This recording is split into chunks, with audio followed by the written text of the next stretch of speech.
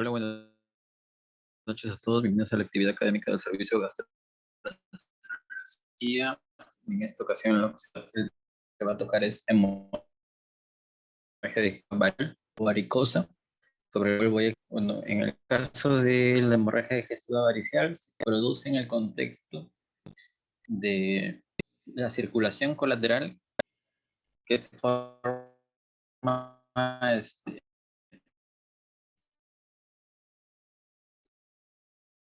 que se forma como consecuencia de hipertensión o por lo menos en la cirrosis hepática, que es frecuente de esta hipertensión portal. Hay dos condiciones en las que hay dos situaciones que aumentan la presión portal. El componente vascudinámico relativamente estable, que es el componente fibroso.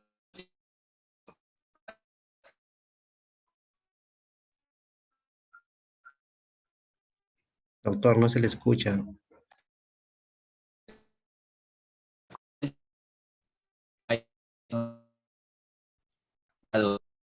Sergio, se escucha entrecortado.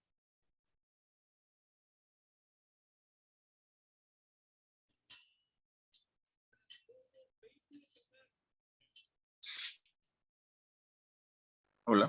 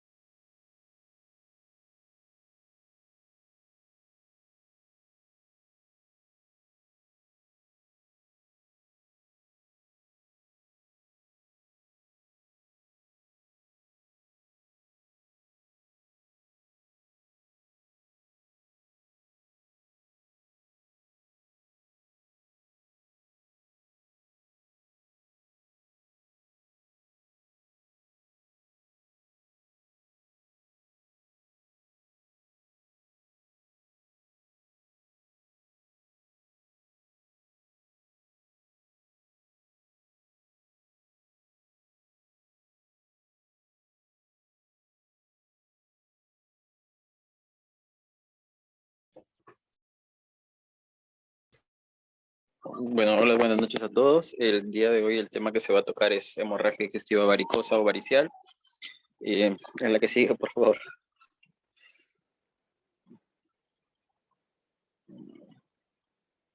En cuanto a la hemorragia digestiva varicial, como venía diciendo, esta se da en el contexto principalmente de un paciente cirrótico. En la cirrosis hepática lo que se produce es dos componentes que aumentan la hipertensión portal, que es el principal factor que va a ocasionar que se desarrollen varices, y estas varices son las que van a sangrar. La hipertensión portal tiene dos componentes, un componente dinámico que está dado por el componente vascular y un componente estático, que es el que está dado por el componente, por el hígado. El componente dinámico es el que principalmente se va a enfocar en cuanto a manejo, y el componente estático tiene cierta participación, pero esta no es del todo grande. En cuanto a la afluencia que da la porta hacia el hígado, esta se va a ir, se ve alterada porque el hígado se torna fibrótico, de tal modo de que se desarrollan venas colaterales. Estas venas colaterales, en el caso de una hemorragia digestiva varicial, pueden ser de dos tipos, dependiendo de qué zonas comprometan. Se pueden desarrollar varices esofágicas y se pueden desarrollar varices gástricas. Estas con distintos tipos de circulación portosistémica. En cuanto a las varices esofágicas, estas se van a desarrollar como consecuencia de la unión entre las varices submucosas esofágicas y la unión a los sistemas ácigos y hemiácigos, como están resaltadas ahí en los círculos. El principal componente al cual drenan la mayoría de venas varicosas en el contexto de una cirrosis hepática es el sistema venoso portal, al sistema venoso ácigos. Ahora, en cuanto a las varices gástricas, estas drenan principalmente a las venas gástricas cortas y a la vena gástrica izquierda, que ahí en el estómago se ve con un asterisquito. En cuanto a la vena gástrica izquierda y las venas gástricas posteriores y cortas, son las que van a hacer que se formen las varices gástricas, que dependiendo de si tienen un componente esofágico o no, según la clasificación de Sarin, van a tener pertenecer a tal o cual clasificación. La siguiente, por favor. Ahora, en cuanto a las venas esofágicas, debemos considerar que hacia la unión esófago-gástrica hay una distribución de la circulación submucosa y la que tiende a ser externa al esófago. Se van a describir 4 zonas principales desde abajo hacia arriba o desde el estómago hacia proximal en el tubo digestivo. Se van a describir la zona gástrica, que es más o menos 2 a 3 centímetros debajo de la unión gastroesofágica. Se va a describir la zona de la empalizada, la zona de perforación y la zona troncal. En cuanto a la zona gástrica, es la que está allí hacia la derecha en el gráfico. En el gráfico vemos que hay mucosa, musculares de la mucosa y submucosa. Y ahí se ve que también dice UEG. Entonces, ahí donde dice UEG, vemos que a ese nivel se cambian la disposición de los vasos submucosos, pasa hacia ser más mucoso. Entonces, ahí cambia la zona de... Allí y más hacia arriba vemos que hay vasos que son transversales, que ya no son verticales a lo largo de la luz del esófago. En cuanto a los vasos que están hacia submucoso y que son como son entre estas dos zonas verticales, en medio de estas dos, esas son las zonas de empalizada. Ahora, ya. Entonces, además de la zona de empalizada está la zona de perforación, que son estos vasos transversales, y más hacia arriba está la zona troncal. En cuanto a la zona de empalizada, esta zona de empalizada no tiene un drenaje propio. La circulación es en ambas direcciones, es predominantemente portal y sistémica, no hay venas extrínsecas que drenen desde allí, y el drenaje es por las zonas por las zonas perforantes arriba y las zonas perforantes abajo. Estas perforantes, y entonces como no tiene drenaje, esta zona de empalizada es la zona que es más propensa a desarrollar varices esofágicas, venas dilatadas, y esta zona es la que está más predispuesta a sangrar. Ahora, la zona de perforación es importante porque estas comunican los vasos de las distintas capas mucosas con las distintas capas submucosas, y estas sirven para drenaje desde los vasos mucosos a submucosos. Y como por ahí hay flujo, estos determinan que de cambiar el sentido del flujo venoso, haya recidiva de una varice que ya ha sido erradicada por algún método de los que se va a describir. La siguiente, por favor. En este caso, vemos un corte axial de los vasos. Si se ve en el gráfico, este representa un corte axial del esófago. Se ve el lumen, resaltado de verde o pintado con verde. Está una S, que es la capa submucosa, luego está la capa mucosa, y desde adentro hacia afuera se ven distintos vasos. Pintados en rojo se ven BBEE, que son varices esofágicas. Pintados de morado hacia la izquierda y hacia la derecha se ven distintos círculos morados, que son las varices esofágicas. Las varices esofágicas se desarrollan en la capa submucosa y protruyen hacia afuera y se ven allí pintadas de rojo. Pero lo que es importante aquí es reconocer la circulación periférica colateral y lo que está resaltado con una flechita amarilla que tiene una P debajo, que son los vasos perforantes. Estos vasos perforantes son los que veíamos transversales en la figura anterior y estos se vuelven incompetentes. El drenaje debería ser desde submucoso a mucoso e incluso el drenaje hacia afuera, hacia los vasos paraesofágicos para ir al drenaje, a los distintos sistemas, al sistema ácigos y hemiácigos. Ahora, el problema de estas es que dada la hipertensión portal, estos vasos drenan de distinta forma. Entonces pasan, ya no son de submucosa a mucosa, sino que se vuelven incompetentes. El flujo cambia desde paraesofágico a submucoso, se vuelve un flujo retrógrado en sentido inverso al que debería ser, y los vasos submucosos se dilatan. Entonces se forman lo que son varices esofágicas. Ahora, estas varices esofágicas, que en un procedimiento de ligadura o escleroterapia se tratan y erradican, pueden recidivar porque sigue existiendo flujo retrógrado por los vasos perforantes que permanecen incompetentes. Entonces, de este modo se explica el desarrollo de varices esofágicas y se explica la recidiva de las varices esofágicas y la necesidad de un seguimiento continuo a los pacientes luego de erradicadas las varices. Ahora, ¿por qué sangra una varice? Esto se explica por la ley de Laplace. Nos interesa para el sangrado, como vemos en este corte de un esófago, también es un corte axial, reconocemos componentes desde arriba hacia abajo. La presión intraluminal, que va a ser la presión sobre la luz del esófago. Ese circulito más rojo es una varice que llega hasta la submucosa. De esta que nos interesa el radio, nos interesa la presión intravaricial y nos interesa el grosor de la pared. ¿Qué determina la tensión parietal? Que sería una fuerza, si consideramos la varice como un círculo y trazamos una tangente, sobre un punto de esa tangente, sobre el punto que corta la varice y la tangente, sobre esa habrá dos fuerzas. Una que es una tensión parietal que va hacia adentro y la otra es una fuerza o la fuerza que va que ocasiona el flujo sanguíneo dentro de esa varice.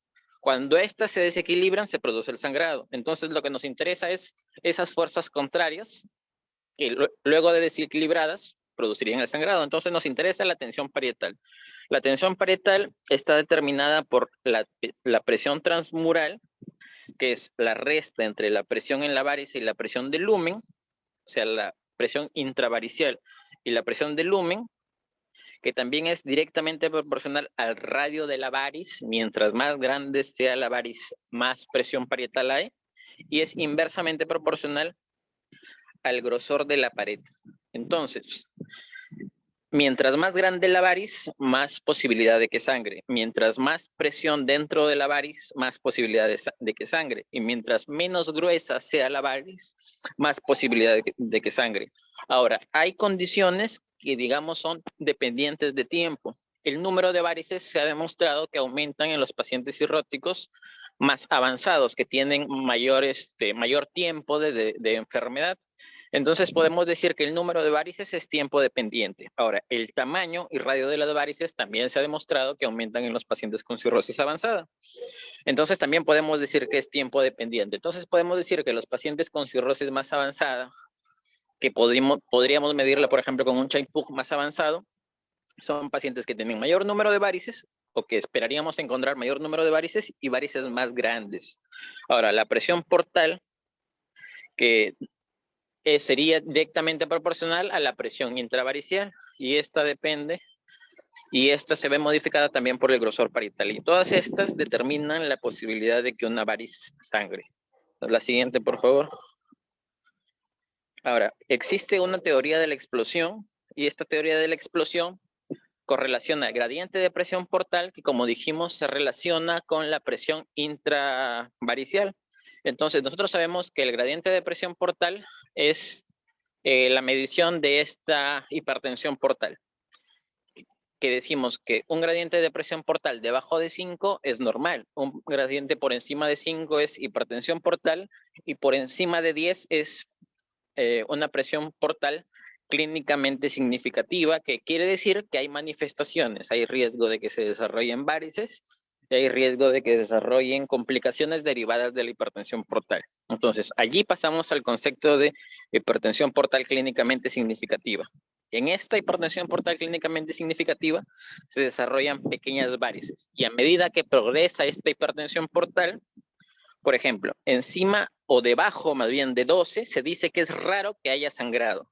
Por encima de 12 se dice que hay riesgo de sangrado, pero este riesgo es mucho mayor y se considera factor de riesgo cuando es encima de 16 este gradiente de hipertensión portal, y cuando este gradiente de presión portal es mayor de 20, se considera que es un factor de riesgo para fallo en el tratamiento. La definición de fallo para el tratamiento, dependiendo de la guía, se considera a resangrado dentro de los 5 días de tratada la variz. Por ejemplo, si una variz ha sido ligada, si resangra dentro de los 5 días, se considera fallo del tratamiento. Y se puede clasificar como fallo temprano, si es dentro de las 24 horas o 48 horas, y es hasta el 5.º día se considera fallo tardío.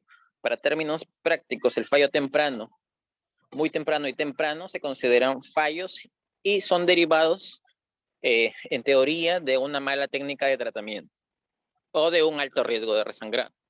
Esto vamos a ver qué características debe tener el paciente para que digamos que tenga alto riesgo de resangrado. Ahora, ¿qué también tiene que ver con la posibilidad de que reviente o sangre una variz?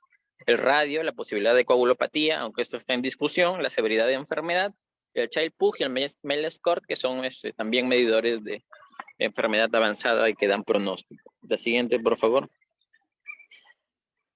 Este es un cuadro en el que se presentan los estadios de cirrosis, pero estos estadios en relación al gradiente de presión venosa portal, que es la primera flecha o franja roja, medio naranja, que va de izquierda a derecha, en la que se ve que va aumentando el gradiente de presión portal, pasando desde 5, que es debajo de esto es una presión portal normal, de 5 a 10, que ya se considera hipertensión portal, pero no clínicamente significativa, y encima de 10, que se considera clínicamente significativa. Por encima de 10 vemos que en el estadio 2A hay varices esofágicas pequeñas. Hacia adelante hay varices esofágicas con mayor riesgo de sangrado. Por encima de 12 se considera que las varices tienen riesgo de resangrar. Por debajo de 12 hay poco riesgo. Por encima de 16 es probable que sangren, y por encima de 20 hay riesgo de que el sangrado sea recurrente o que haya falla en el tratamiento. Entonces, a partir de aquí, de la progresión de la enfermedad, podemos decir que hay distintos conceptos. Debajo de 10, tratamos de que el paciente, tratando factores etiológicos, no progrese hasta una hipertensión portal clínicamente significativa. Esto se considera o se tiene el nombre de profilaxis preprimaria. El objetivo sería evitar que el paciente desarrolle varices esofágicas o que progrese la enfermedad. No hay ningún medicamento que pueda evitar, salvo el tratamiento etiológico, que un paciente progrese y desarrolle hipertensión portal clínicamente significativa. Ahora, la prevención de la descompensación, considerando esta descompensación el sangrado, sería la profilaxis primaria, es decir, evitar que el paciente presente su primer sangrado. La primera descompensación habitualmente no es el sangrado, sino la ascitis. Luego de que el paciente sangró, luego de tratada la hemorragia, sería una profilaxis secundaria, y luego una prevención, y encima de 20 sería una prevención de una descompensación posterior, que en el caso de una hemorragia digestiva es el sangrado digestivo recurrente, varicial recurrente, o que falle. La siguiente, por favor. En cuanto al manejo de una hemorragia digestiva, el manejo médico, que es el tema principal de la exposición, este manejo se resume en las siglas varicial, que son la primera letra de cada una de los términos que están allí descritos. Si leemos de arriba hacia abajo, vemos B, V, R, I, C, E, A, L. Entonces, esto se resume como terapia vasoconstrictora, antibióticos, resucitación, que esta debe ser restrictiva, UCI o intubación, manejo de la coagulopatía, tratamiento endoscópico, tratamientos alternativos o de rescate y uso de betabloqueadores. Estos se van a ir utilizando en distintos contextos. En general vamos a decir que cuando hay una hemorragia digestiva varicial se hace el manejo de cualquier emergencia, hay el ABC, se hace una resucitación y inmediatamente de sospechada la hemorragia digestiva varicosa se inicia tratamiento con drogas vasoactivas. La profilaxis antibiótica está indicada en la mayoría de pacientes o en todos los pacientes cirróticos que sangran, tengan estos ascitis o no. El tratamiento indicado es la ceftriaxona, como se ve en el cuadro. Y la antibiótico profilaxis está indicada en todos los pacientes. Luego sigue el tratamiento endoscópico, que se recomienda que sea dentro de las 12 horas para disminuir mortalidad. Eso es tema de exposición de mañana o la siguiente exposición. Confirmado el sangrado varicial, porque un paciente cirrótico podría sangrar de una úlcera péptica, por ejemplo, también. Se hace la terapia endoscópica de la hemorragia digestiva varicial, habitualmente con endoligadura. Después de esto se mantiene la antibiótico profilaxis, la misma cantidad de días habitualmente que se mantiene la terapia vasoactiva, que las guías ahora, por lo menos Baveno 7, recomienda que sea de 2 a 5 días. Y ya no estricto de 5 días, sino de 2 a 5 días. Después de todo esto, y si en algún momento falla la terapia, vemos que hacia la izquierda del cuadro blanco y escrito de abajo hacia arriba, hay terapias puente. Hay el tratamiento con balón y el stent esofágico. Estas son terapias puente en caso, por ejemplo, falle la terapia endoscópica, se puede utilizar una terapia puente hasta un tratamiento definitivo. Existen dos posibilidades: que controlemos hacia la izquierda la hemorragia, que se presenta en el 85% de los casos habitualmente, que controlemos la hemorragia, o que haya un fallo en el sangrado, que el sangrado recurra, que haya un sangrado posterior, que es el 15% de los casos. En esta diapositiva se ven o vamos a introducir dos conceptos, que son el concepto de early tips y el concepto de tips de rescate. El concepto de tips de rescate es aquel en el cual ha fallado el tratamiento.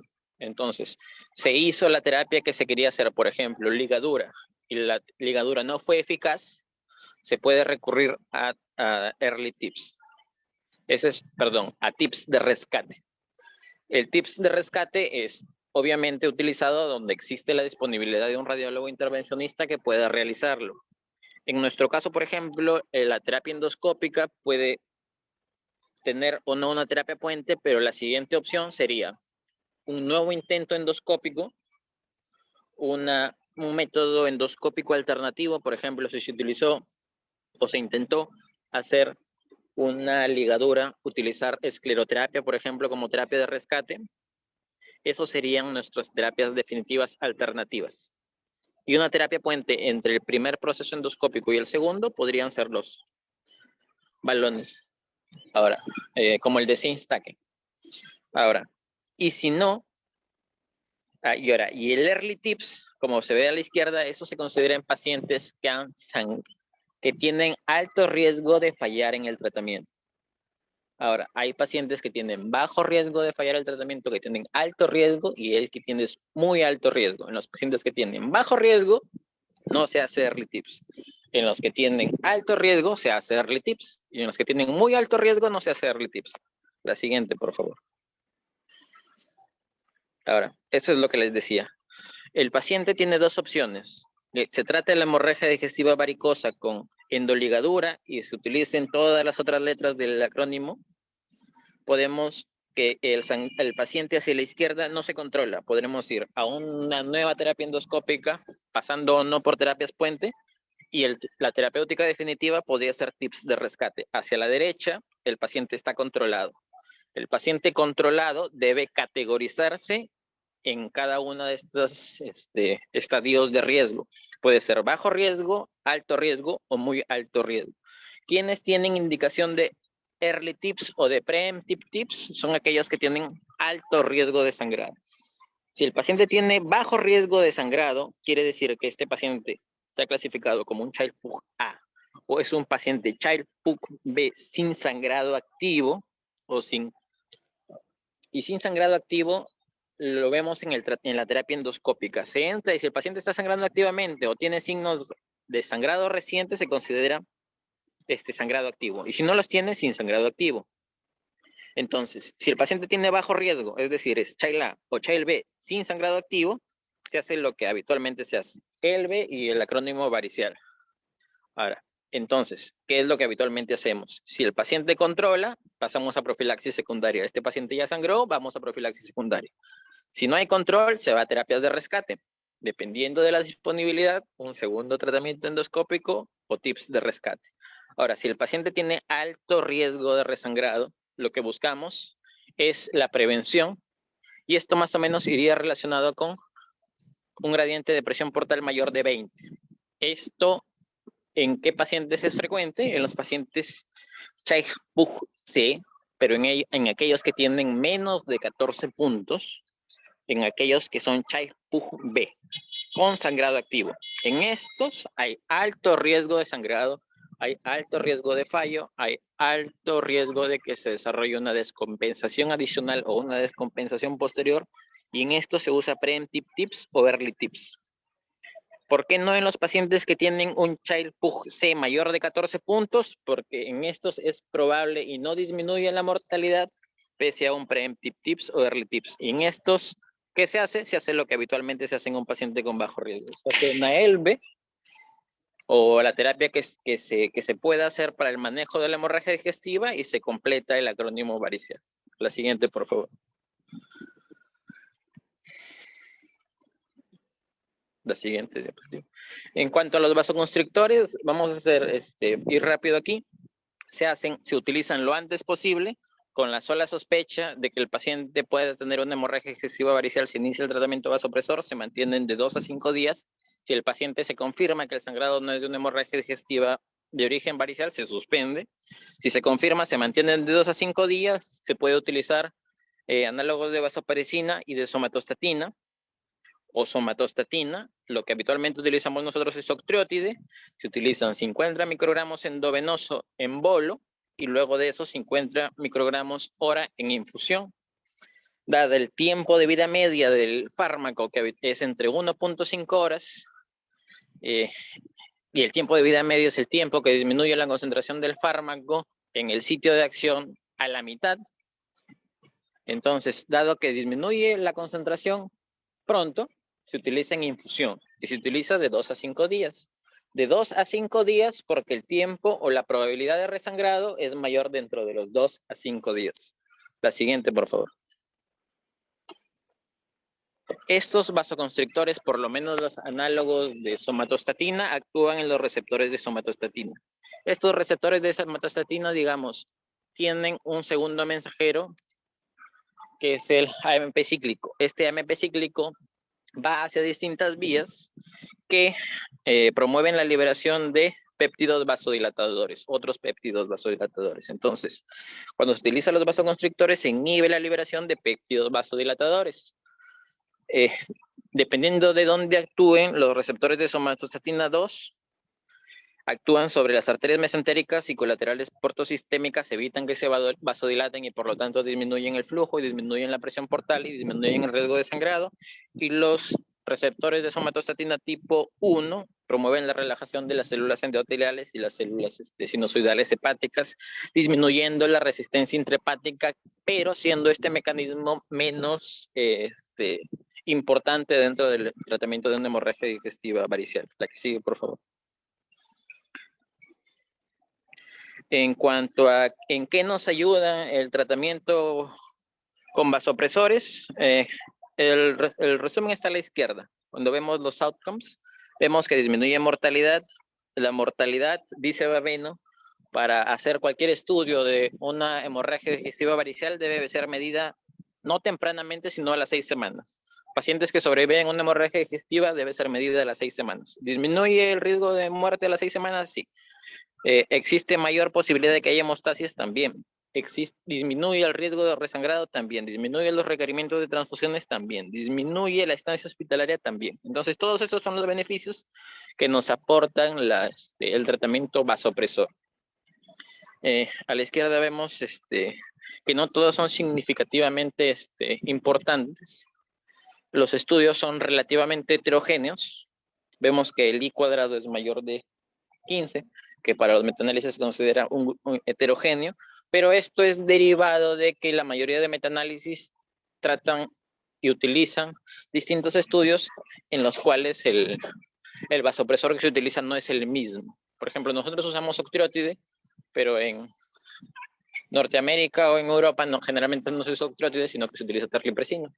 O puede usarse somatostatina también. Entonces, la heterogeneidad de los estudios hace que los estudios tengan también heterogeneidad, o por lo menos los metaanálisis tengan cierta heterogeneidad, pero que algunas de sus conclusiones sean clínicamente significativas pese a ello. La que sigue. Bueno, es lo que dije, el octreotide, la dosis la que se da, el mecanismo de acción, es más o menos el tiempo de vida media 1 hora y media, la excreción es principalmente en orina y los efectos adversos son los de la derecha. La que sigue, por favor. En cuanto a, este es el estudio que dice que, que no hay diferencia significativa entre darlos 2 o 5 días. En realidad no demuestra que sea estadísticamente, que haya diferencia. No es que dice que es igual, sino que no hay diferencia entre darlos. Entiéndase de modo estadístico más que literal. En cuanto al cuadro de la izquierda, lo que medimos es el sangrado temprano. Que el sangrado temprano, dependiendo del estudio, ya dijimos que es dentro de los 48 o hasta los 5 días. Entonces vemos que disminuye en 49% en la primera raya roja de la izquierda. Vemos que disminuye la probabilidad de sangrado temprano, la droga vasoactiva versus el placebo, en un 49%. Ahora, vemos también que el tratamiento con endoligadura, disminuye en un 52% el sangrado. Ahora, en cuanto al tiempo de tratamiento, vemos que en general no hay diferencia significativa. La que sigue, por favor.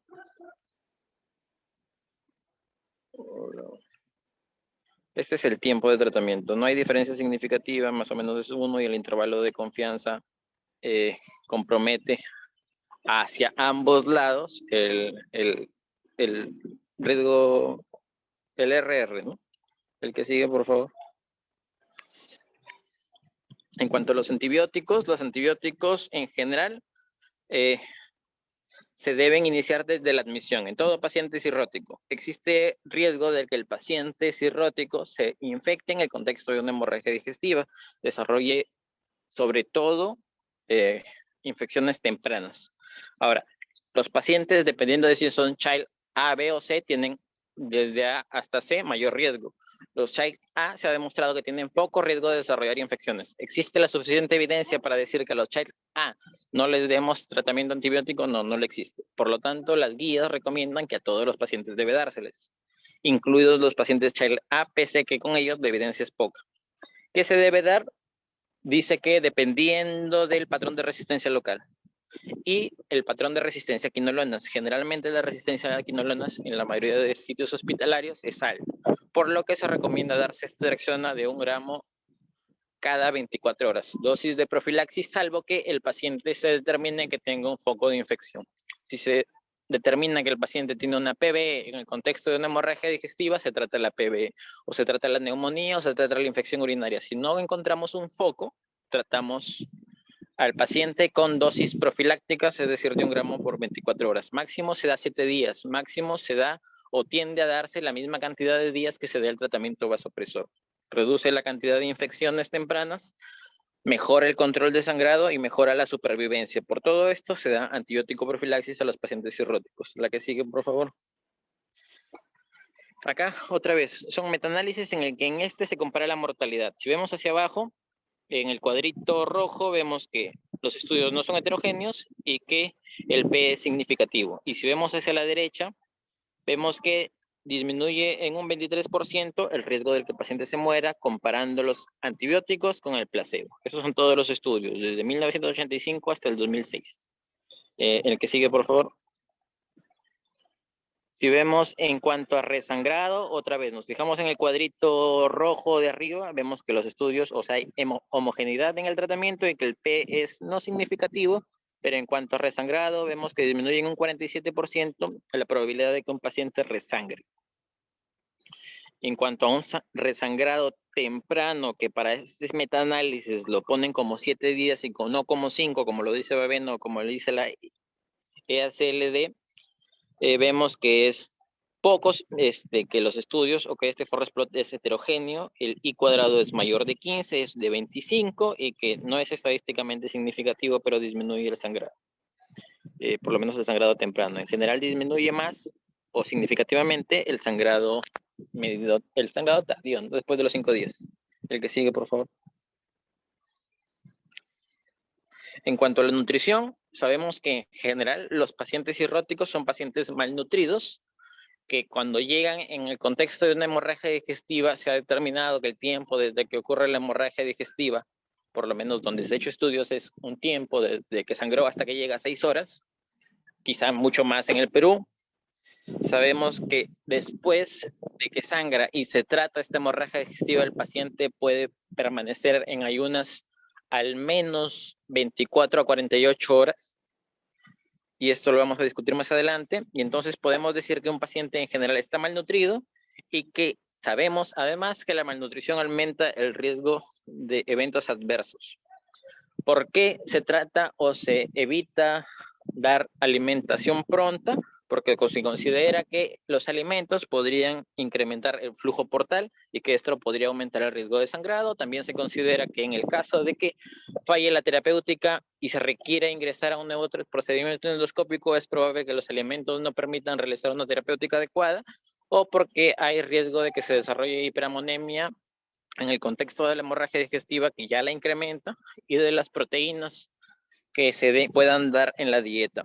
¿Qué recomienda Baveno? ¿Qué recomiendan las guías? Que la alimentación debe ser lo más tempranamente posible. Ahora, hay estudios, hay un metaanálisis que no pude descargar, que dice que después de un procedimiento terapéutico, incluido las endoligaduras, incluso en el contexto de hemorragia digestiva y no en los pacientes que se está erradicando porque se está haciendo seguimiento, se puede iniciar o no existe mayor riesgo de sangrado si es que se inicia dentro de las 6 horas. Ahora, en el caso de una hemorragia digestiva alta que dice la EACLD en su guía de 2018 para tratamiento de una cirrosis descompensada, que protocolarmente inicia la alimentación dentro de las 48 a 72 horas posterior a la hernia. O sea, te pide que retrases el tratamiento. Pero esa es la guía del 2018. Ahora hay estudios y metaanálisis que dicen que puede ser temprana o tan temprana como dentro de las 6 horas. La que sigue, por favor. Y ahora, entonces, existe algo que dicen los estudios y en cierto modo la evidencia y existe lo que se hace. Este es un estudio que se hizo en 1600 gastroenterólogos indios, que se preguntó, hay 4 figuritas, ¿no? En el cuadrante superior izquierdo es más o menos el número de casos de hemorragia digestiva que ven estos gastroenterólogos por semana. La mayoría de ellos ven menos de 5 casos, algunos más, algunos menos, como el 50% ven más o menos de 5 casos, entre 6 y 10% ven entre más o menos un 25%, y existen algunos, casi 10% que ven más de 20 casos de hemorragia digestiva varicel por semana. Esto para más o menos saber qué carga de casos de este tipo ven. Ahora, si se les pregunta en el cuadrante inferior derecho, si consideran que la iniciación de la dieta temprana dentro de las 12 horas estaría recomendada y podría tener un impacto sobre el manejo de una hemorragia digestiva, la mayoría dice que sí, que considera o que sabe que alimentar tempranamente a un paciente cirrótico puede ser beneficioso. Ahora, cuando se les pregunta cuánto tiempo después debería dárseles, también dicen que temprano.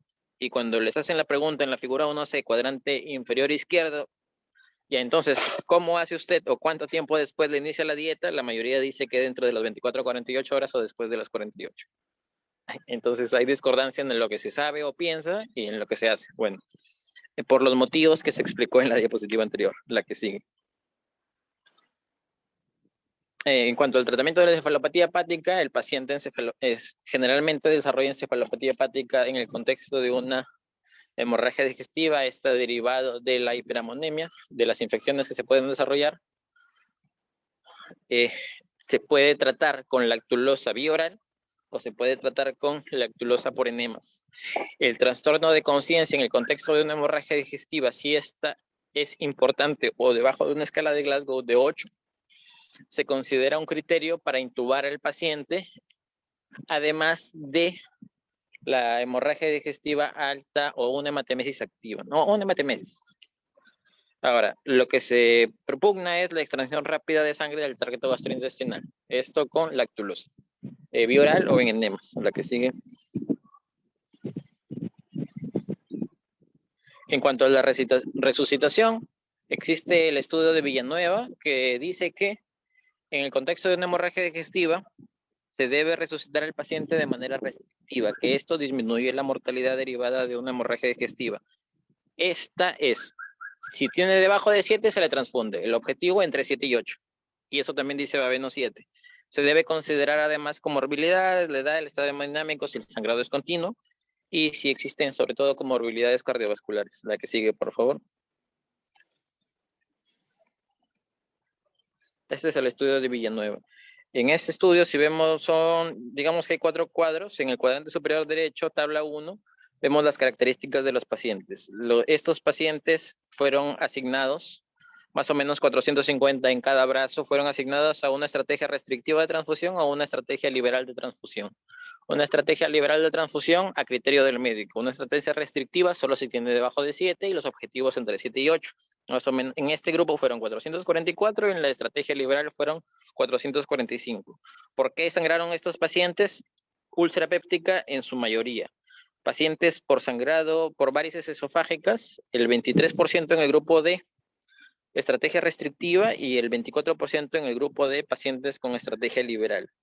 Ahora, estos pacientes eran cirróticos, sí, algunos eran cirróticos, y la mayoría de esos cirróticos era un Child-Pugh B. Ahora, en el cuadro de la izquierda vemos que para los pacientes cirróticos está resaltado, tiene una línea transversal, vemos que es estadísticamente significativo que se disminuye en más o menos un 70% el riesgo o la mortalidad en los pacientes, en la mortalidad de las 6 semanas en los pacientes que se hace una estrategia restrictiva. Entonces, a favor de la estrategia restrictiva en los pacientes Child-Pugh A y Child-Pugh B. Ahora, en los pacientes Child-Pugh C se extiende la indicación a estos. Es como el antibiótico profilaxis. Está indicado en pacientes B y C porque en estos disminuye la mortalidad. En el paciente A no tenemos la suficiente evidencia, pero se extiende desde los pacientes B y C. Aquí al revés. Desde A y B disminuye la mortalidad a las 6 semanas, también se extiende a los pacientes Child-Pugh C. La que sigue, por favor. En cuanto a la intubación profiláctica, es decir, a todos los pacientes que están en hemorragia digestiva, intubarlos y hacer el tratamiento endoscópico no es para todos. ¿Por qué no es para todos? Porque en cuanto a la intubación profiláctica vemos que existen mayor riesgo de efectos adversos. ¿Cuáles son estos efectos adversos? Principalmente son las infecciones. Existe mayor riesgo de infecciones, la mayoría de los pacientes puede desarrollar neumonía, y por lo tanto existen indicaciones específicas para intubar a un paciente. El trastorno de conciencia, escala de coma de Glasgow debajo de 8, hematemesis, abundante, esto a criterio médico puede determinar de cuándo es una hematemesis que puede dificultar el manejo del paciente, y la dificultad respiratoria, como no necesariamente del contexto de un paciente cirrótico, sino que de un paciente que requiera terapia que no puede ser soportada por los distintos métodos diferentes a la intubación, ¿no? Y Baveno 7 cuando dice que se intuba cuando se cumplen cualquiera de estas dos condiciones. Cuando se extuba, inmediatamente posterior al procedimiento el paciente debería extubarse, salvo que exista una indicación que diga que debemos seguir manteniendo al paciente intubado. Si se corrigió el sangrado, si el paciente ya no está en hematemesis y el trastorno de conciencia está relativamente resuelto, el paciente debe ser extubado lo más pronto posible. La que sigue.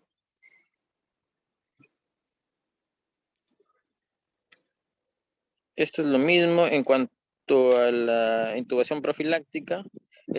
La figura 4 es en cuanto a desarrollar neumonía, existe más o menos 7 veces la posibilidad un OR de que se desarrolle neumonía, el otro es en cuanto a complicaciones cardiorrespiratorias, pueden aumentar entre más o menos 2 veces el OR. El que sigue, por favor. En cuanto a la coagulopatía, esto fue motivo de discusión de una exposición anterior. En cuanto a la coagulopatía, lo que recogen las guías es que lo principal no es necesariamente corregir la coagulopatía, sino lo principal es corregir la hipertensión portal. ¿Cómo se corrige la hipertensión portal? Con transfusiones no restrictivas y con manejo vasoactivo. El TP y el TTPA no necesariamente reflejan el estatus hemodinámico, porque como se vio en la exposición anterior, estos solo reflejan el estado de coagulación, pero no necesariamente el estado de anticoagulación, que en el paciente cirrótico hace que tenga un estado de coagulopatía rebalanceada. Ahora, no se recomienda el plasma fresco porque se considera que no corregirá con la coagulopatía, porque el paciente está en un estado de coagulopatía rebalanceada, un estado de coagulación rebalanceada, pero puede empeorar la hipertensión portal. Entonces, en caso de que se requiera o que se vaya a corregir la coagulopatía porque el paciente se considera que hay falla en el control de la hemorragia digestiva, lo que se debe preferir es el crioprecipitado, que es derivado del plasma, ¿no? Que principalmente aporta fibrinógeno, pero que no aporta todos los factores de coagulación. Ahora, no hay evidencia de que el número de plaquetas y fibrinógeno estén relacionados con el riesgo de sangrado. Los antiagregantes se deben suspender dentro de las 24 horas previas al tratamiento. Se deben suspender si usa ácido acetil salicílico y clopidogrel. Se deben suspender ambos. Y el tiempo en el que se reinician está determinado por el grupo entre el cardiólogo y el gastroenterólogo. ¿Qué tan temprano? O si se reinician, si usaba 1 o 2 antiagregantes, va determinado por el grupo. Generalmente, si el riesgo es alto, se reinicia temprano, dentro de las 48 a 72 horas, o cuando ya se ha controlado la hemorragia, se puede reiniciar un antiagregante. Dentro de los 7 días se puede aumentar el segundo antiagregante si es necesario. O sea, el riesgo cardiovascular es alto. En la que sigue. Ahora, en cuanto a coagulopatía y el paciente no necesariamente está sangrando, ¿cuándo se debe corregir o en qué contexto se debería corregir y en qué objetivos?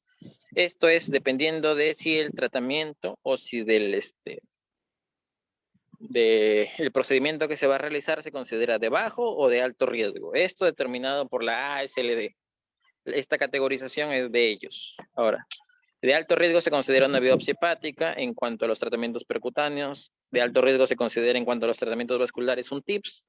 En cuanto a los procedimientos endoscópicos, una endoscopía solo diagnóstica, solo entrar a ver, de rutina, o una endoligadura incluso de rutina, se consideran procedimientos de bajo riesgo. El que sigue, por favor. Y en cuanto a los tratamientos endoscópicos terapéuticos, sí se considera la mayoría de ellos de alto riesgo. Ahora, ¿qué recomendaciones existen en cuanto a la coagulopatía? Pese a haber poca evidencia o qué puntos de corte se recogen, en cuanto al fibrinógeno, debe ser mayor de 100 para la Sociedad de Radiología Intervencionista, para la ASL, para la AGA dicen que tiene que ser mayor a 120, para el Colegio Americano dicen que tiene que ser mayor de 120 y 150. Todos recomiendan, por lo menos estas 3 asociaciones, recomiendan que deben corregirse el fibrinógeno. Ahora, no todos recomiendan que debe corregirse el NR. La Sociedad de Radiología Intervencionista dice que sí, que debe mantenerlo debajo de 2.5. Y en cuanto al recuento de plaquetas, varía en cuanto a las sociedades. Si bien se sabe que las plaquetas funcionan o tienen que ver sobre todo con el desarrollo de trombina y que el nivel adecuado para la formación adecuada de la hemostasia en cuanto al coágulo se genera con los niveles adecuados de trombina y es el suficiente cuando el recuento absoluto de plaquetas es encima de 50,000 o de 56,000 para el estudio que demostró in vitro esto, se considera que la función plaquetaria está aumentada y que el tamaño plaquetario y también la función están aumentados.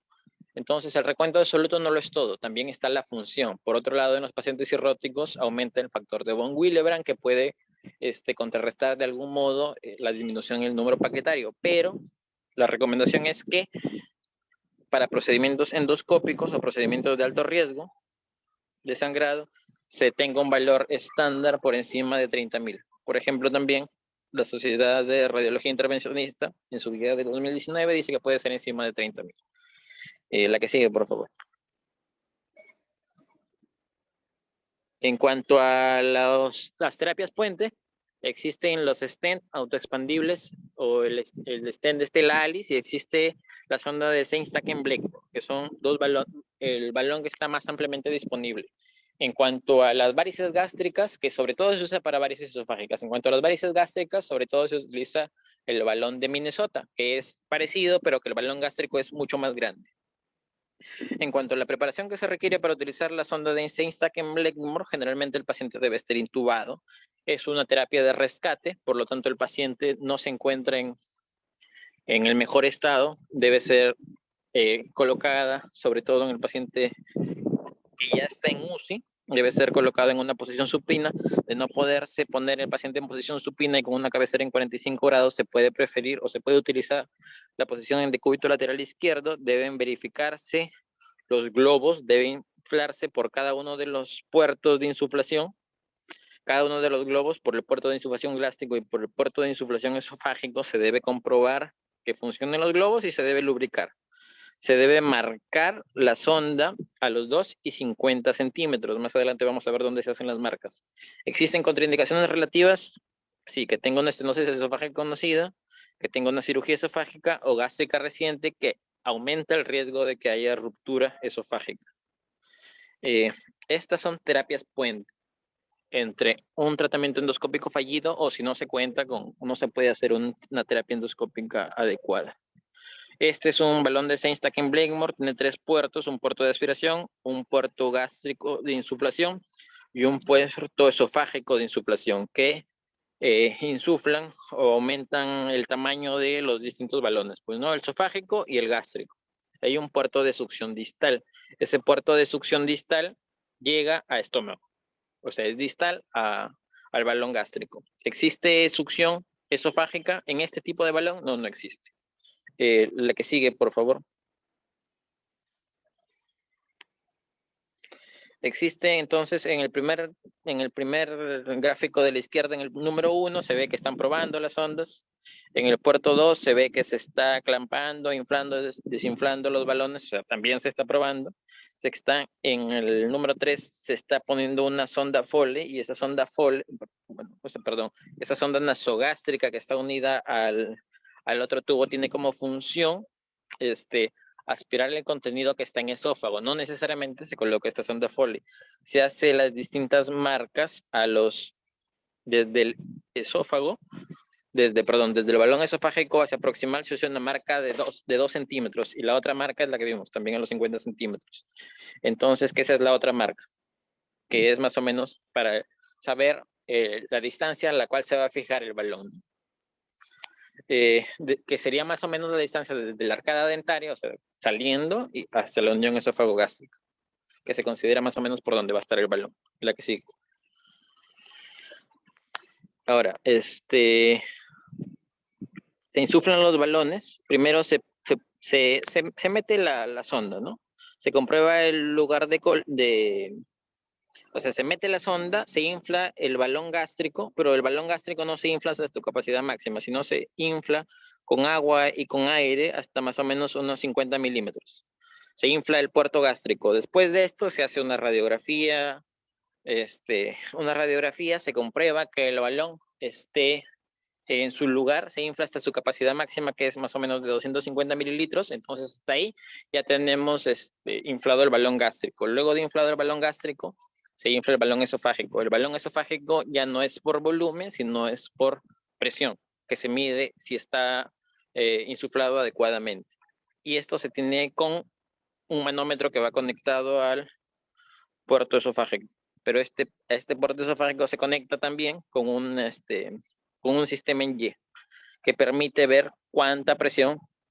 Como son vasos comunicantes, se va a ver en los 3 puertos, en teoría debería ser la misma presión, o más o menos la misma presión, porque no hay mucha diferencia entre cada uno de estos puertos. Entonces, lo que se va a insuflar por la jeringa es lo que se va a medir en el manómetro y es lo que va a estar en el otro puerto comunicante, que es del balón esofágico, que más o menos va a ser lo mismo que está en el balón esofágico. ¿Hasta cuánto? Hasta menos de 45 milímetros de mercurio. Esto medido en el manómetro.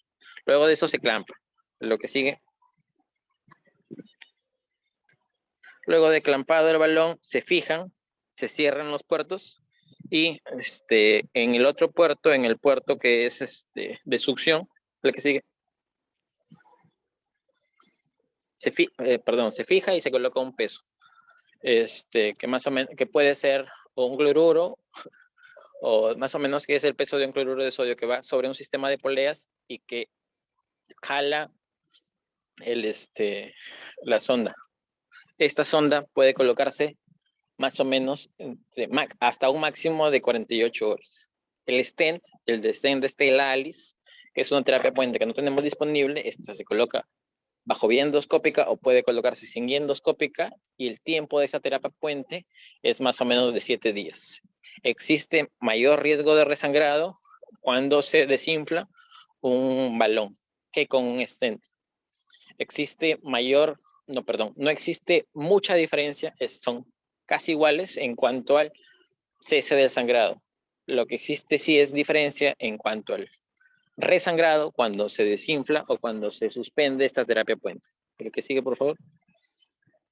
Y en cuanto a los inhibidores de bomba de protones, las guías recomiendan que se pueden iniciar a la vez que se inicia el fármaco vasoactivo.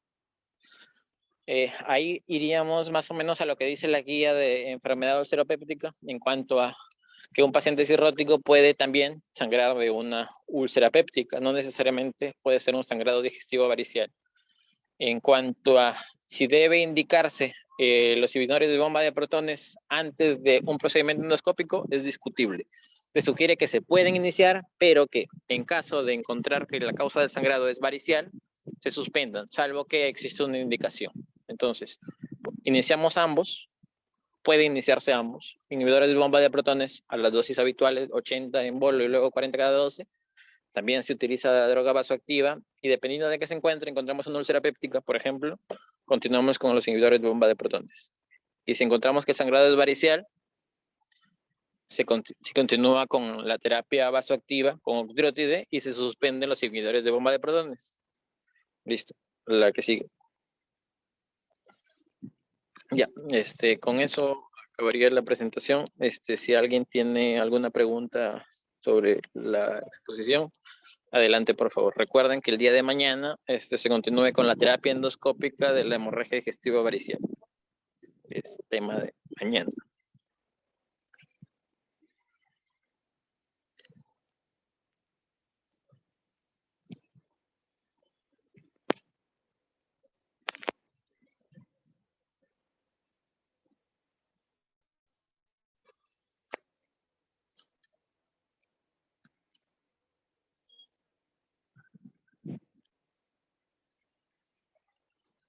Ahora empezamos por las preguntas, por favor, de los residentes de primer año, Fiorella, Zulmi, Cristian.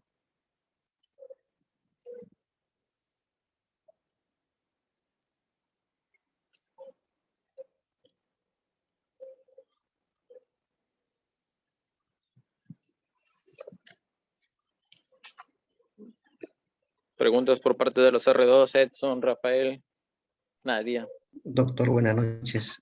Doctor, una pregunta. Buenas. El manejo para lo que es en los pacientes que se ha hecho la derivación portosistémicas, ¿cómo sería el manejo para esos pacientes que probablemente van a hacer encefalopatía hepática, ¿no?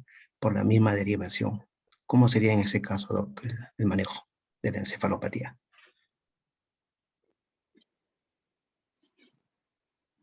Bueno, en general se considera que si el paciente tiene encefalopatía recurrente, no está indicada la colocación de TIPS. Ahora, las indicaciones para TIPS en cuanto a como tratamiento para falla, para una terapia de rescate, o sea, estaría indicado de todos modos. No ha fallado tu tratamiento y quieres salvarle la vida porque tu paciente está sangrando. Ahora, si existe mayor riesgo de encefalopatía, puede existir mayor riesgo de encefalopatía. Si hay recurrencia de encefalopatía, generalmente no estaría indicado, pero es tu terapia de rescate. Ahora, ¿cómo tratas una encefalopatía hepática en el contexto de un TIPS? Se puede disminuir el calibre del TIPS. Se podría se maneja como cualquier otra encefalopatía en general. Ya todo. O Gracias. sea, das lactulosa, puedes dar polietilenglicol, o sea, das catárticos, puedes darle rifaximirina si es recurrente en los pacientes que tienes antecedente de encefalopatía y colocas un TIPS, pese al riesgo, podrías dar rifaximirina. O sea, estaría indicado a pesar de no tener recurrencia, sino un paciente que tuvo encefalopatía, le colocas TIPS, lo dejas con rifaximirina y le das lactulosa. Gracias, doctor. Edson, Nadia. Buenas noches. Doctor, sobre los beta blockers, ¿cuánto tiempo después de las ligaduras se podría iniciar? ¿Inmediatamente después o se tiene que esperar algún tiempo? Y otro, mencionó de que había riesgo de resangrado hasta 5 días más o menos. ¿Es recomendable entonces tenerlos hospitalizados a los pacientes durante esos 5 días? Y en esos 5 días le tendríamos que dar octreotida a los pacientes. ¿Cómo sería? Gracias. Es que si tu paciente sangra, lo indicado es darle tratamiento vasoactivo. Le das de 2 a 5 días, depende del riesgo de resangrado, depende del criterio médico. Generalmente, por lo menos en el hospital, completamos los 5 días. Luego de darle el tratamiento vasoactivo, de completar la antibiótico profilaxis, de tratar la infección si estuviera una infección, de corregir cualquier otra descompensación o la encefalopatía, tu paciente estaría, digamos, en condiciones de alta, pero en cuanto a la hemorragia digestiva, tu paciente debería pasar a profilaxis secundaria. La profilaxis secundaria la vas a dar generalmente con continuar la erradicación de tus varices y dar beta bloqueadores. En cuanto a profilaxis secundaria, deberías preferir propranolol sobre carvedilol. Podría utilizarse carvedilol para ver que estás adecuadamente controlando o tratando de llegar a objetivos en cuanto a beta bloqueadores. Podría ser que te demores en titular la dosis de beta bloqueadores. Generalmente se aumenta la dosis de beta bloqueadores a 72 horas o cada 48 horas. Entonces la posibilidad de que te des a tu paciente de alta tan temprano tampoco es. Por ejemplo, a diferencia de los pacientes que tienen PBE, por ejemplo, los pacientes que tienen PBE, a tu paciente sí le podrías dar de alta temprano, porque lo que tendrías que hacer en un paciente de PBE que cumple ciertos criterios de riesgo es darle albúmina. Eso tienes que darle necesariamente el primer y tercer día. La antibiótico terapia no necesariamente tienes que dársela endovenosa, y si no hay otra indicación de hospitalización, puedes darle solo albúmina primer y tercer día, y luego de ese tercer día darle de alta temprano con terapia antibiótica vía oral. Ahí podrías dar un alta temprano. En el paciente, en el contexto de una hemorragia digestiva, generalmente no es temprano porque debes indicar una profilaxis secundaria. Ok, doctor, gracias.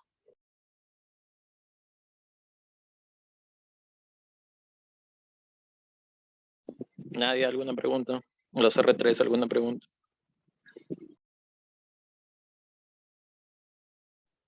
Aló, Sergio. Aló. Sergio, ¿me escuchas? Sí, sí, sí. Una consulta. Quería saber más o menos, esta pregunta, más o menos, algo así como preguntó Edson, ¿no? Si has tenido alguna lectura o hubo algún tipo de sugerencia, ¿cuánto tiempo prolongar o en qué momento suspender tanto los vasoactivos como la profilaxis con ceftriaxona? O sea, ¿cuándo le doy el segundo día? ¿Cuándo hasta el quinto día? Depende del éxito terapéutico inicial. ¿Algo tal vez acerca de eso? O sea, porque dar, ya.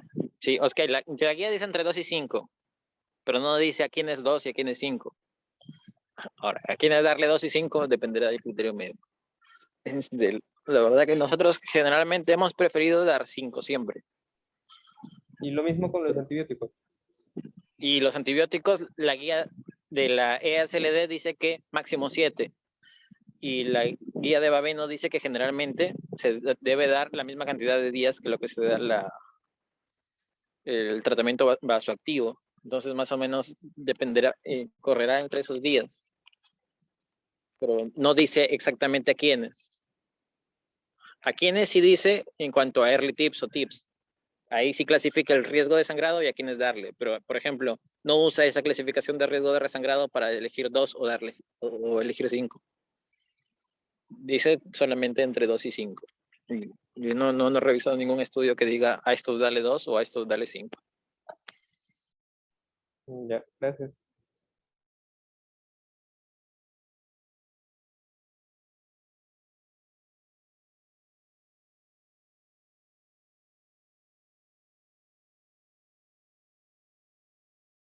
¿Algún otro retraso, alguna pregunta? Sí, hola Sergio. Habías puesto un fluxograma en el cual habías clasificado pues, a los pacientes con bajo riesgo, alto riesgo y muy alto riesgo. En todas o sea, al fin, la parte de tratamiento, o sea, qué aplicarlo. En los tres, bueno, en la de bajo riesgo igual habías mencionado que se debería de hacer ELVE, más tu acrónimo de varicial. Ahora, solamente estás hablando de ELVE, estás hablando de alguna otra terapia endoscópica, solamente ese cuadro o ese estudio manifiesta el efecto con ELVE. Me refiero a la No, escleroterapia, por sí. ejemplo. No, es que ahí en general varicela es incluye la terapia Endoscópica. endoscópica. Entonces, esa terapia endoscópica habitualmente es ELVE, puede ser escleroterapia. Ahora, en bajo riesgo generalmente se hace eso, aunque así sea de bajo riesgo, tu paciente puede resangrar. Si no resangra, pasas a profilaxis secundaria. Si resangra, vas a terapias de rescate, pasando o no por terapias puente. Ahora, el tratamiento endoscópico, el que te permita parar el sangrado. Ahora, la clasificación también te dice que si es alto riesgo, vas a early tips, ¿no? O preemptive tips. Ahora, si es muy alto riesgo, ya no haces eso porque no disminuye la mortalidad. Ahora, si es de bajo riesgo, perdón, si es riesgo bajo en general es lo que dije antes, ¿no? Es terapia endoscópica, incluida ahí dentro del acrónimo, y dependiendo si falla o no, que lo habitual es que no falle, pasas a profilaxis secundaria. ¿Qué elegir? Generalmente ELVE, puede utilizarse escleroterapia. La escleroterapia puede ser una terapia de rescate cuando la ELVE no es técnicamente disponible, no está técnico, no se puede aplicar técnicamente porque no se ve por el CAP, por ejemplo, y podrías utilizar escleroterapia. Pero bueno, eso.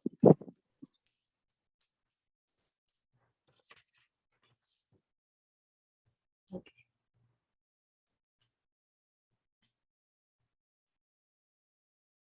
¿Las asistentes tienen alguna pregunta? Está el doctor Noreña, está el doctor Quino. Aló, buenas noches. Buenas noches, doctor. Yo tengo primero un comentario. La sonda de Seinstaken es la que inicialmente se usó para detención de sangrado de varices, ¿no? Es recontra antigua. Y varices esofágicas, ¿no? Sangrado de varices esofágicas. En cambio, la sonda de Linton era la que se utilizaba para el sangrado de varices gástricas. Pero lo que frecuentemente se consigue no es la sonda de Seinstaken, sino la de Minnesota. La diferencia entre Minnesota y Seinstaken es que la de Minnesota puedes aspirar el sangrado gástrico, el sangrado esofágico. Esa es la gran diferencia. Por eso es que para poder cumplir con esa función que tiene la sonda de Minnesota, se adhiere a la sonda de Seinstaken una sonda nasogástrica que llega hasta el inicio del balón esofágico para poder ver si es que está sangrando el esófago o no. Entonces es algo importante saber eso. En segundo, y la de Minnesota es la que más frecuentemente consigues, ¿no? Cuando vas a comprar, La que se consigue más es la Minnesota.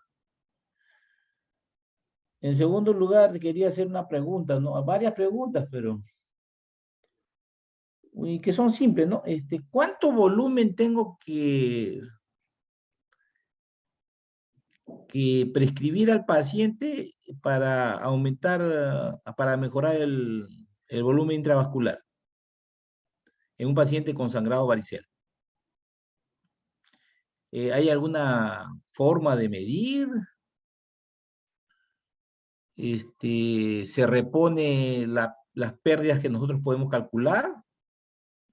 Que puede ser por el volumen de evacuación de la hemorragia o por las manifestaciones clínicas, por ejemplo, con la hipotensión, taquicardia, etcétera. O debemos usar presión venosa central. Y si es que usamos la presión venosa central, ¿cuánto volumen, hasta cuánto debemos llevar la presión venosa central? Esa es una pregunta. La otra, la intubación. Cuando tú hablas de intubación, ¿necesariamente hay que darle sedación profunda o anestesia?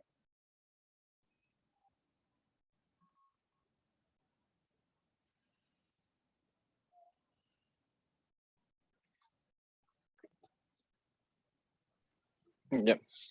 En cuanto al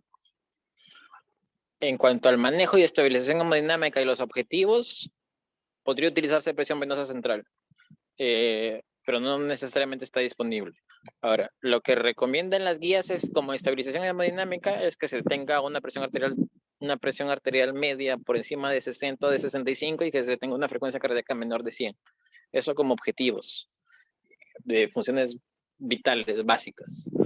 Ahora, esos serían nuestros objetivos y con eso trabajaríamos para la reposición de volumen.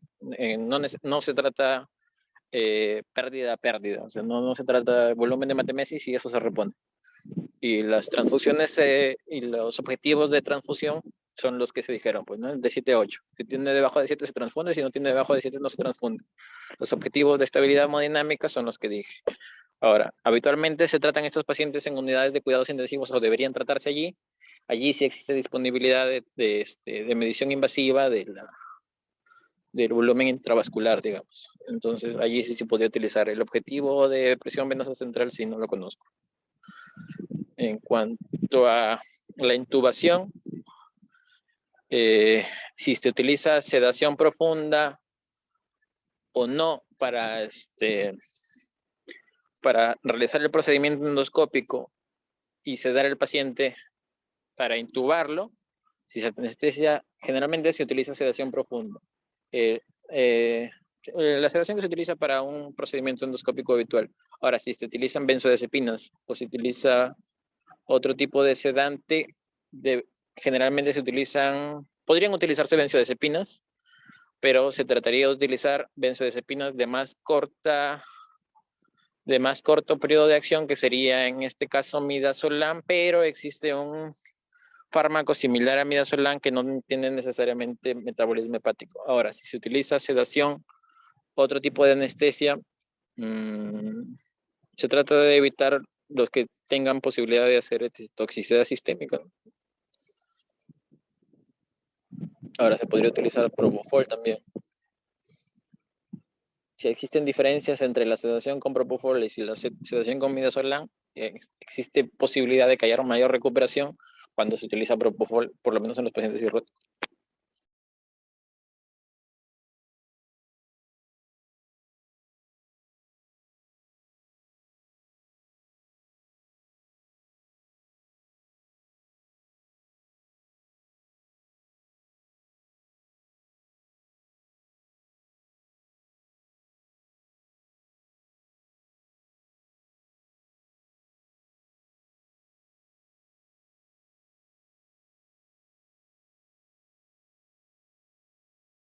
No sé si tiene, doctor, algún comentario adicional o si con respecto a las respuestas o alguna pregunta adicional.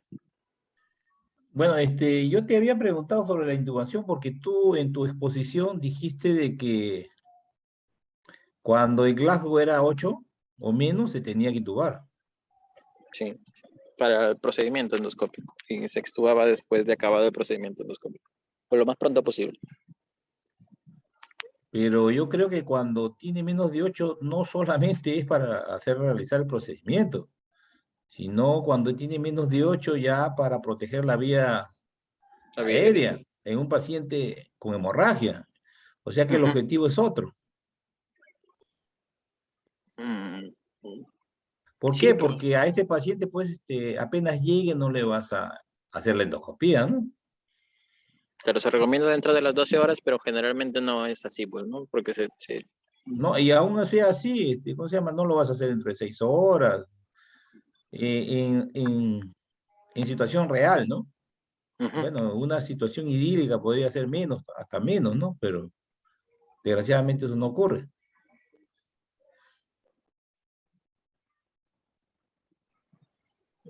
Pero salvo que el paciente tenga alguna otra causa de descompensación como una infección que pueda precipitar una alteración metabólica, si es puramente por la hemorragia digestiva, se esperaría que restaurado o corregida la hemorragia, y lo que se trata de hacer pues también es dar lactulosa que no está contraindicada en una hemorragia digestiva para tratar de limpiar el tubo digestivo lo más pronto desangrado, ¿no? Y tratar de corregir la encefalopatía. Entonces, dentro de ese contexto habría que ver qué tanto empeora o no el nivel de conciencia del paciente, ¿no? Y de acuerdo a eso, ver, ver el requerimiento no de proteger la vía aérea por la caída del nivel de conciencia. Por ejemplo, cuando tú dices que hay que darle lactulosa, si tú analizas qué cosa se hace ante un paciente con hemorragia y posible origen varicial, tú sabes que mientras que no se da tratamiento endoscópico, no se le da nada. Esa es la realidad, ¿no? Sí. Aunque la guía dice que podría darse vía oral o podría darse por enemas de retención. O sea, no necesariamente es por vía oral. Pero tú sabes qué cosa es un enema de retención y tú crees que en el hospital dan enema de retención, No, en es emergencia, por lo menos. logísticamente es difícil.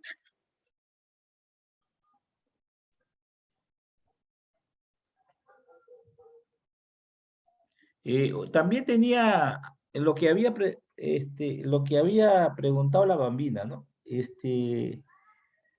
Eh, el cuadro ese sería interesante que lo pongas, donde está con leve, moderado y alto riesgo de resangrado.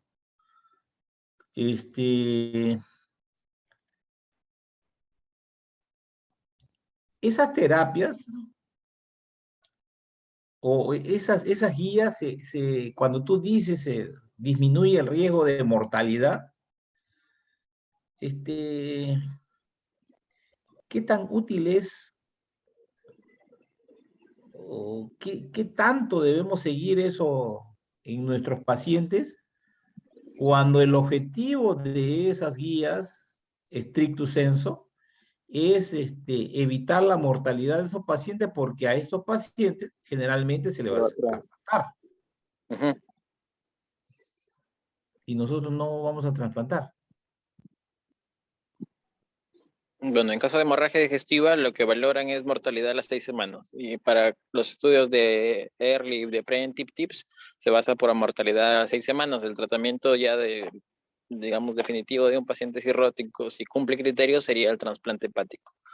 Ahora, pero igual no están disponibles los tips. Lo que Por eso que utilizaríamos te podría decía, ser la terapia por eso es que puente. yo hacía la tingencia, ¿no? Ajá, lo que se O sea, podría hacer es, qué tanto disponible, es? si está disponible, podríamos usar una terapia puente, en este caso balones, porque no se cuenta con stent tampoco. Y el siguiente intento sería una terapia endoscópica con la estabilización del paciente, ¿no? Porque de no corregirse en un primer intento la hemorragia digestiva, obviamente habría empeoramiento del paciente. Con la estabilización se podría hacer un segundo intento. dentro del mismo procedimiento, si no hay éxito terapéutico con una endoligadura, podría usarse escleroterapia, por ejemplo, también. Sí, pero el problema en nuestro servicio es que muy No pocos, todos lo tienen. casi nadie domina la escleroterapia. Ajá. Y cuando comienzan a hacer escleroterapia, hacen como quieran, ¿no? Como pueden. Porque ni siquiera ustedes se han tomado la amabilidad de revisar cómo se debe hacer una escleroterapia, ¿no? Mañana, doctor, es la revisión de Sí, tratamiento pero endoscópico. ustedes no van a revisar, pues, escleroterapia. Desgraciadamente, así es, ¿no?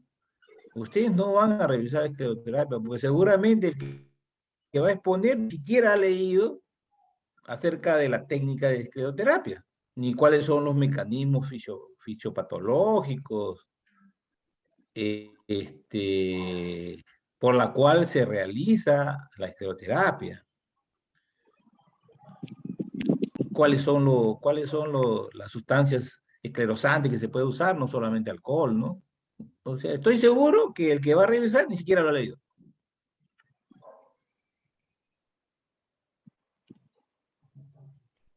Y eso es lo único que tenemos cuando falla la ligadura, ¿no?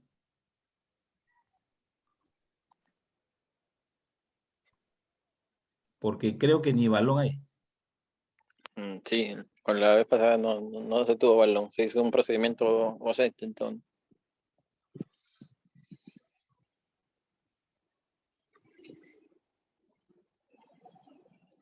Bueno, eso sí hay que cambiar. Bueno, eso es todo. Gracias. Si hubiera alguna pregunta adicional o comentario por alguno de los participantes.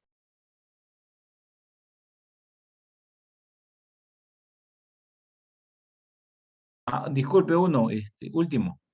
Eh, tu presentación ha sido muy buena, pero yo creo que con respecto al balón, hubiera sido mejor presentar un video del uso del balón, que en YouTube hay infinidad, ¿no? Y excelentes videos. Gracias. Gracias, doctor.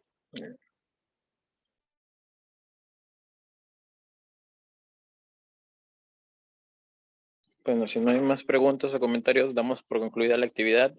Los esperamos en la siguiente actividad. Les comunicaremos por los medios habituales cuándo será y los esperamos. Hasta luego. Buenas noches.